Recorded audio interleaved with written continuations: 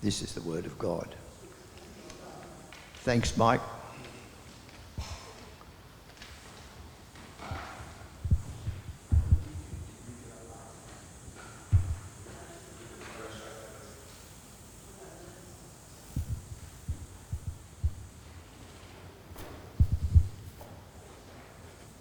How you going this morning? You well? Enjoying some sunshine? Has anyone here ever had an epiphany? An epiphany? We're in the season of epiphany. So this is the time to have one. If you're going to have one, this is the time, the next 3 or 4 weeks. I think an epiphany is an amazing idea. So I was going to share with you an epiphany that I had. It's a little bit scary though, so you've got to hang on to your seats.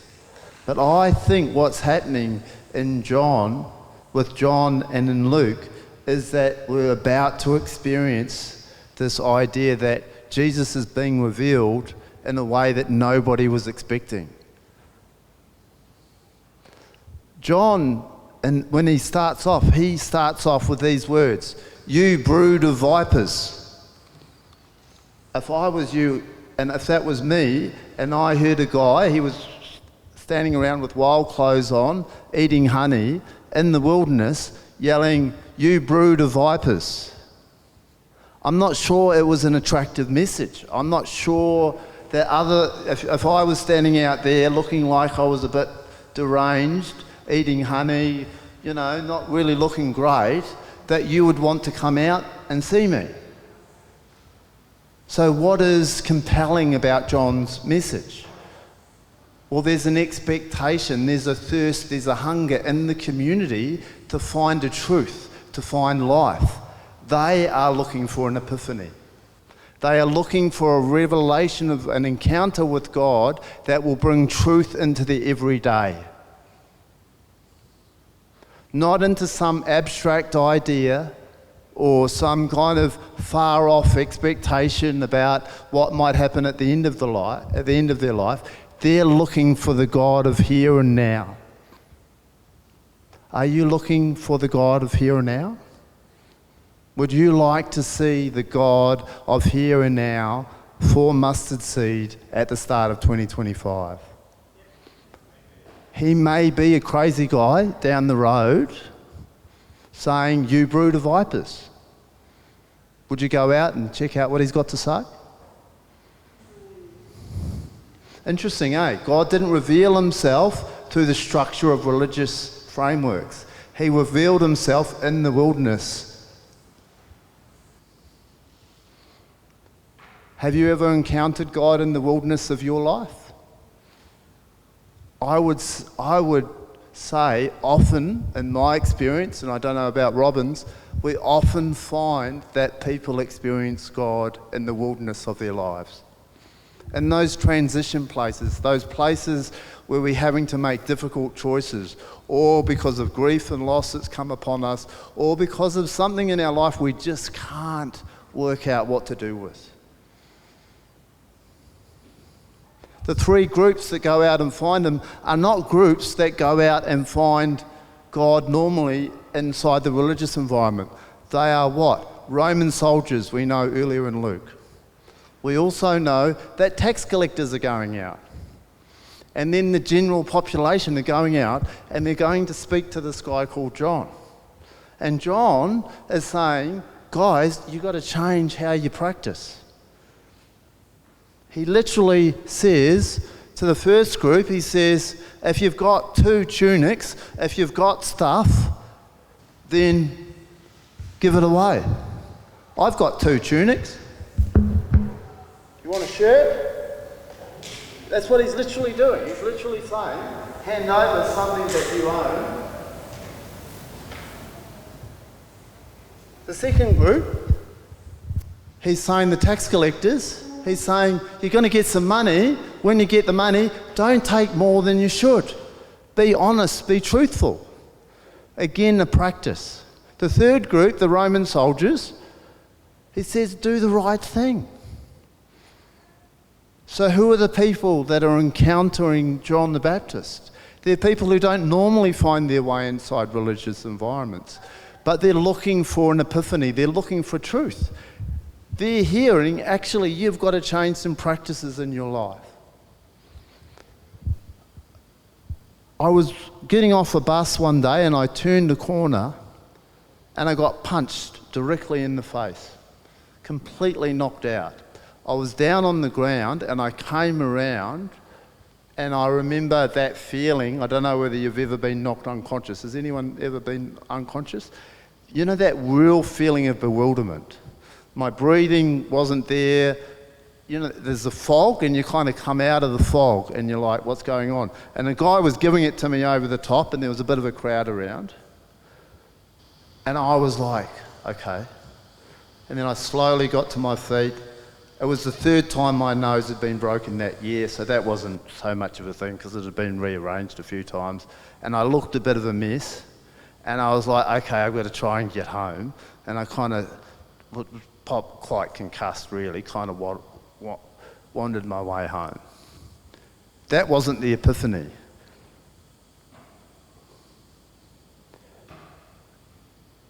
The epiphany had started in my mum, who had come to Jesus about 6 weeks earlier.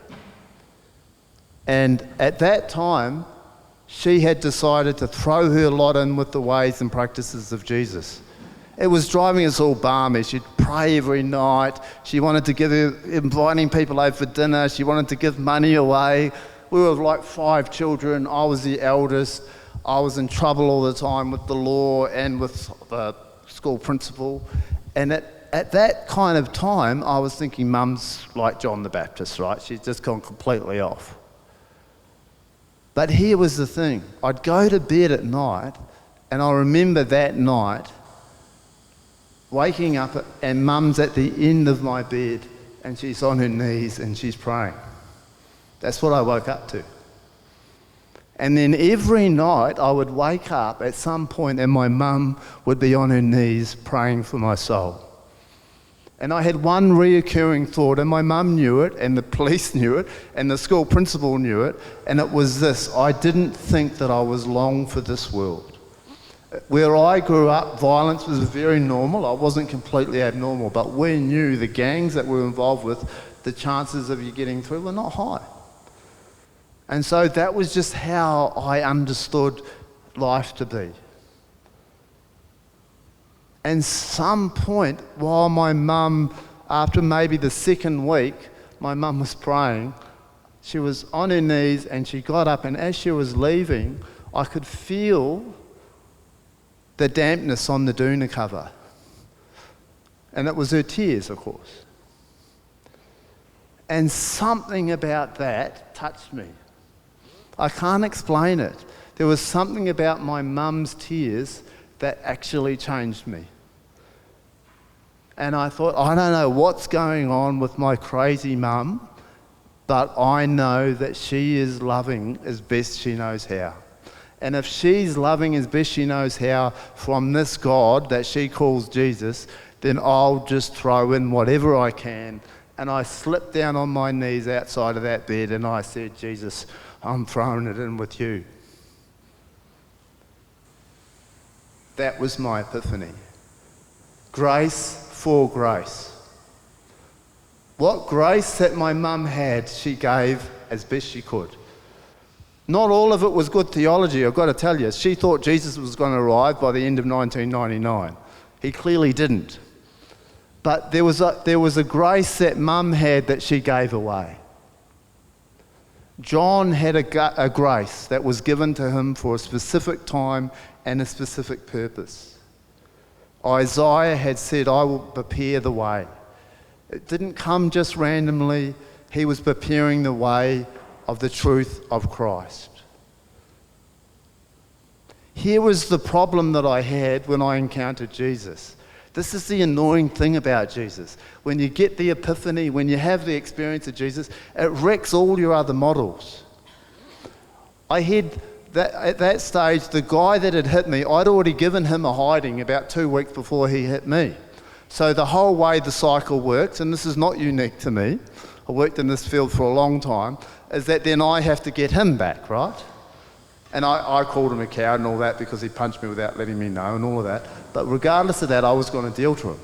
So I never forget the day. I'm heading down to the bus stop after this experience of Jesus. And I only knew about 3 scriptures, but one of them was I was supposed to love my enemy. And I arrive at the bus stop, and who's there but the guy that I'm supposed to give a hiding to? That's just how my brain worked, right? So I'm heading into this thing, I'm just going to get into it. And I know I'm not supposed to. I knew in my heart I had to let go of that. And I can't explain this other than to say that's the first time I can ever remember really feeling anxiety. You'd think I would have had anxiety because of the violence and the experience. That wasn't actually the time. The time was when I realised that I had to stop. I had to stop. And so I had to stand there. He's waiting for me to hit him because that was, he knew. And I'm standing there waiting for the bus. I'm telling you now, I could not want for a bus to turn up fast enough. So here's the question that I get from John. John is saying to the tax collector, to the Roman soldier, to the general populace who are normally going along at some other religious level, he's saying to them, you guys, if you keep heading in the direction you're going, you're lost. You're broken. There is going to be a judgment. The judgment is for your own behaviour, for your own practices. You know that. They are hungry for the truth of recognising that the things that they do in their lives are not enough. They're not going to be fulfilling for them. They're not going to be life-giving. I knew that for me. It's easy to describe it in terms of the black and whiteness of violence in a middle-class environment. But let me tell you, there are plenty tax collectors who have other professional names. There are plenty Roman soldiers who play those roles who have other professional names inside our communities. Many of them do not feel comfortable inside structured religion. There are plenty of people who sit on the edges of church and wonder, is God really going to be there for me? And all I can say to you is in John 1:16, the grace that you know that brought you here today, there is more grace for you, so give it away. If you have a mustard seed of grace, then give it away. When I came here for your Christmas carols, there was a guy that had left Uniting Church a couple of years ago, and he happened to be at something that I was at, and then he happened to be here at the Christmas carols, and he doesn't live far away, and his child and family come every year, and he's had enough of church, right? And I knew this from our other conversation, and the funny thing about it, I said, how's this going on? He said, I love this. I love this Christmas carols. I said, what do you love about it? Because I loved it, I could tell. And if you're in community development for a long period of time, which I have been, you know when communities love something. You can just see it in the DNA of the space. You know, the pub loves it because they're half paying for it. The people are coming out, they're all the neighbours. It's community owning it, but it's come from the church, right? And so he's going, I said, so how did you kind of do that? Because church is not that easy. He says, here's the interesting thing. He said, my daughter, who normally is an angel, I forgot a couple of years ago to get the costume or something ready for her to be an angel, to be in whatever the part of it was that the angels go in. I think maybe they sing something. I've got no idea. He said, here's the thing. So I realised we'd forgotten. So he'd run off, found something in the house to make her slightly look like an angel. Clearly, in his mind, she did not look like an angel, but he convinced her that she now looked like an angel. And whoever was in charge of the angels that year, I don't know who that could be, I don't know who's in charge of the angels, kind of gave a little bit of a wink and a nod and included this child in who clearly didn't look like an angel in the angel group, right? Let me tell you, that's grace. Grace for that child, grace for that father, grace for this community. What they want to know is God is with us at Christmas time. Even when we don't have the right wings on, even when we're not quite angels. Now, I don't know whether this guy will come back to church or not, but I can tell you this, you're helping prepare the way. John's message is a really difficult message because it's living the truth of God's purpose, intention and love, even when other people are not going to recognise it. There's an Aboriginal word, it's called coolamon. And coolamon is the thing that carries the thing, right? So coolamon is what you would do to gather food under trees, fish, you would carry goods. And we have a similar word in Māori called weka. And in the immediate sense, a coolamon would often be carved out of the side of a tree, of a gum tree, and you would carry things. But the other thing with the coolamon was it also carries your baby, right? So a coolamon is both practical and also carries the sacred. So John is like a coolamon. John is carrying the everyday encounter, but he's also carrying the sacred. And so are you. The question is, and this is the question I think in the humility of John, he is recognizing that he is not the way, he is pointing the way. And then he says really clearly, I can call you to follow the truth of God. And he's getting it, right? There's a political context. Herod is about to incarcerate him and then end his life. There's a religious context. Who's having a go at him? The religious elite are coming out and telling him off, saying, who do you think you are? And he's saying to them, well, actually, guys, your religious elitism is actually not good enough. It's not happening. And then there's a humility in John to recognize that he is the carrier of the thing. He is not the thing. So when Jesus comes, he knows. He knows. Now, the presentation in all four Gospels gives us this idea in our head that perhaps it's about a meeting between Jesus and God saying, my beloved Son. And I have no doubt that obviously that would have been significant to Jesus. But let me tell you, it's more significant to the people who are watching. Because in Luke we clearly hear that they're expecting a Messiah. John knows he's not the Messiah. So when John baptizes Jesus and Jesus says, this is my son, in front of everybody, and he doesn't do it in a way that's kind of verbal, it's literally symbolic, then we know it's the grace of God upon the person of Christ.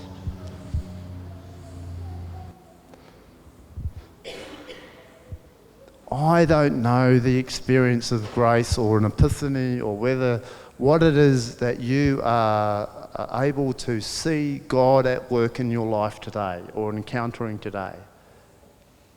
But I would encourage you to know that where there is grace, there is more grace.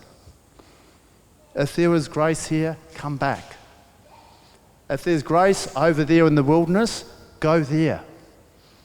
I know it's not very uniting church to say something like that, I'm not sure. Go where the grace is, right? If you hear the words of Jesus at all for me in my story, it is this: you are the beloved. The message was always for us. We are the children of God, loved by God. He chose to come for us, to be with us, not because of anything that we deserve, but because he chooses to say, you are beloved. What changes my heart is the beloved tears of my mother. How we understand that we're beloved is not an easy thing to explain. I don't really understand it. But I do know that each of us is beloved. And so I choose to stay in the grace, because where the grace is, there is more grace. I was going to start with a question and end with a statement, and I'll do it now. The question I was going to ask you is Jesus enough? Is Jesus enough? And I'll finish with a statement: Jesus is enough, because he loves you.